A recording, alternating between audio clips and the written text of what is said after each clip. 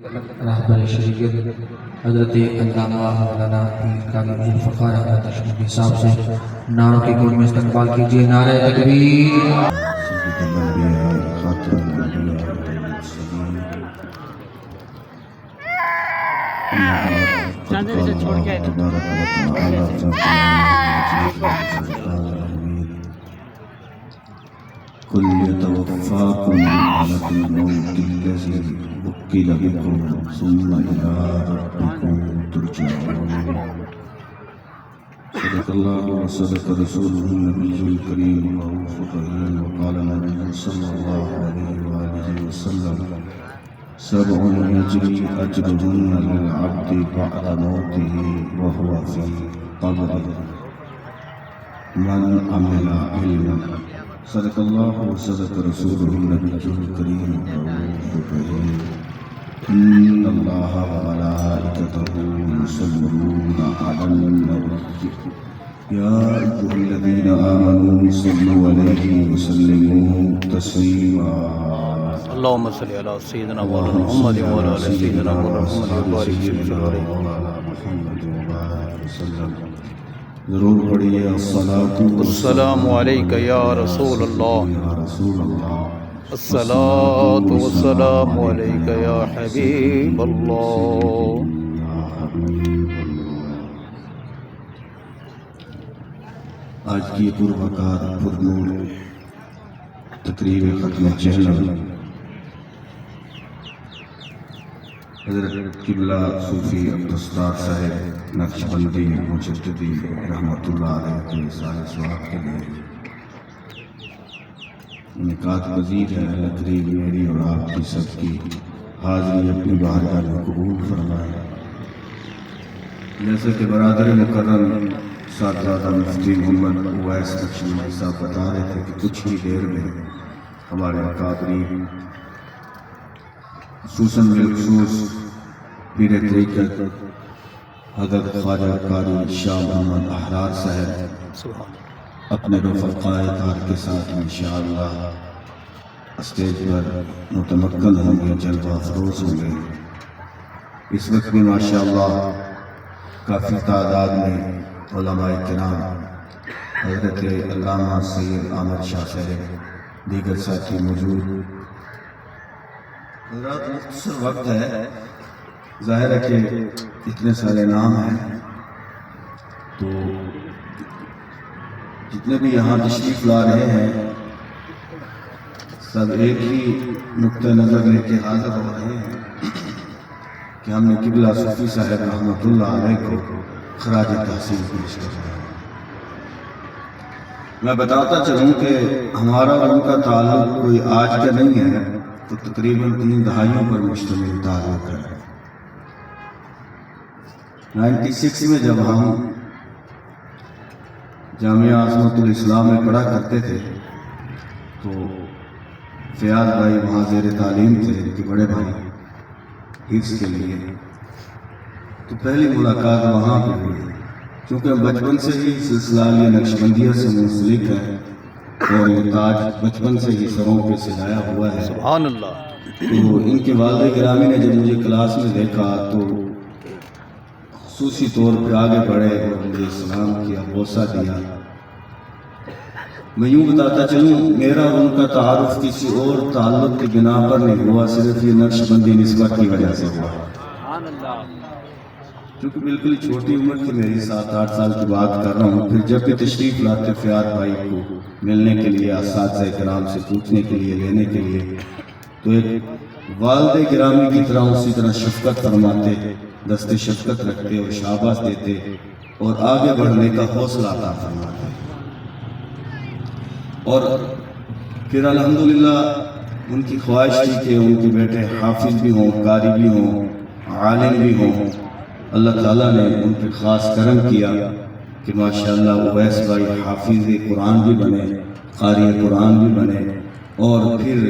عالم دین اور تخصص فی الفقہ کر کے مفتی بھی بنے۔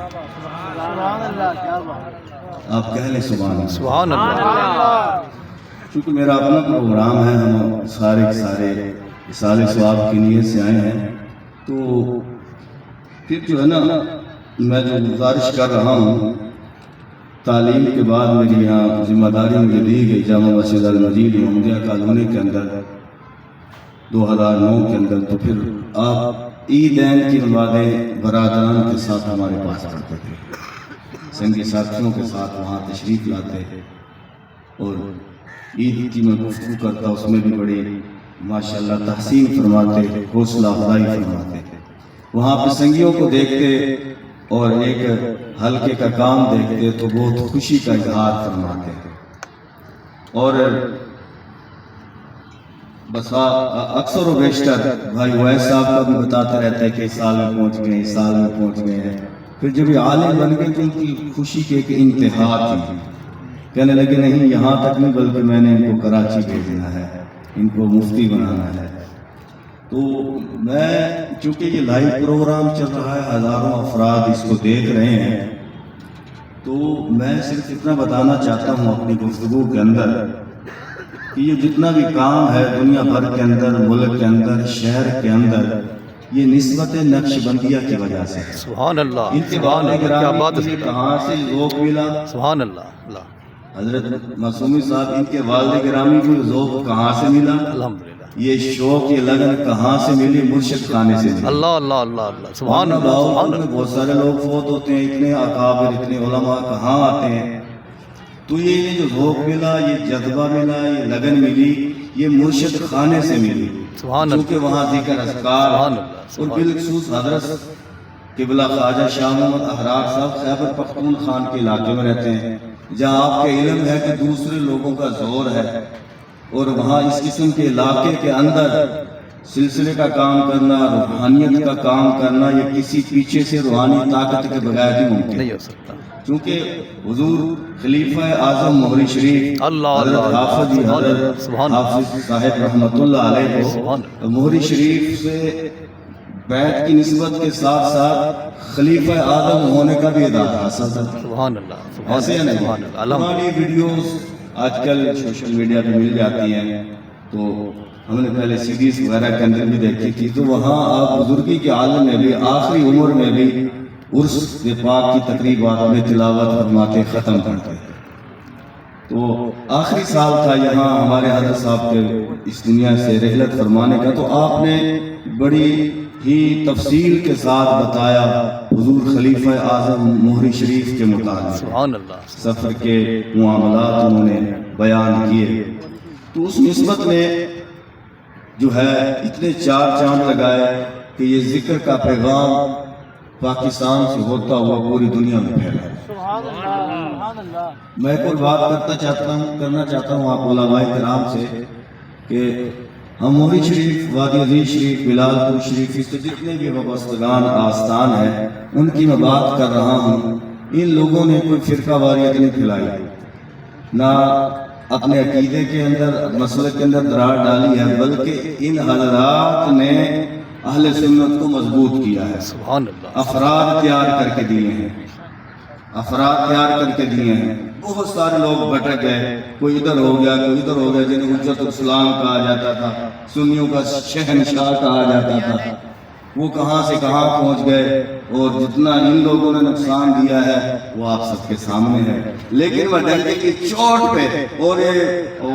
کھلے الفاظ کے اندر کہنا چاہتا ہوں، مہری شریف سے جتنے بھی آستانے وابستہ ہیں انہوں نے اہل سنت کی ہر تحریک کو وقت بھی دیا ہے، خون بھی دیا ہے۔ سبحان اللہ، سبحان اللہ، بے شک، پہلی بے کی شک، یہ سبحان اللہ، والے بھی بول رہے ہیں، سبحان اللہ، سبحان اللہ، تو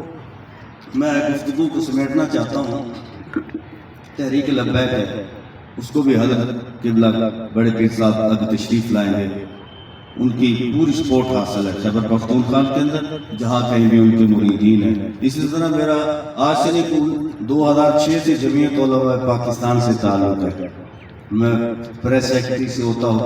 ضلع کا ناظم ہوں، تو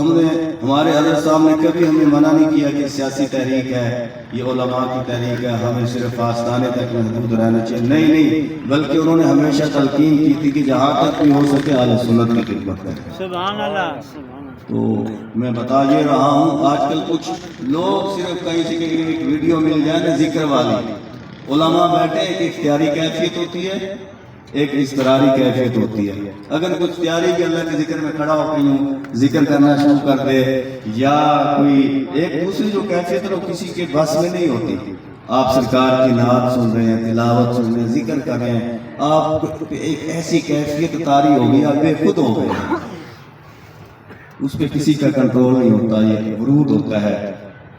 تو کچھ لوگ اگر اس ویڈیو کو اٹھا کے لگا دیں، دیکھے لیے وہ بھی اتنی بڑی زیادتی کہ پیچھے وہ ذکر کر رہے تھے، انہوں نے اس کے پیچھے گانا لگا دیا. انہوں نے زیادتی کی نہیں کی، تو کسی کو بھی نہیں بخش رہے. جو ہمارے اکابر بڑے تھے جو فوت ہو گئے بیچارے، ان کو بھی نہیں بخش رہے. آج تو ایسا دور ہے جس بندے نے ہم پیدا بھی نہیں ہوئے تھے وہ بھی جو ہے اتنے بڑے اکابر، سالوی صاحب جیسا بندہ بھی وہ بھی نہ بچ سکا. تو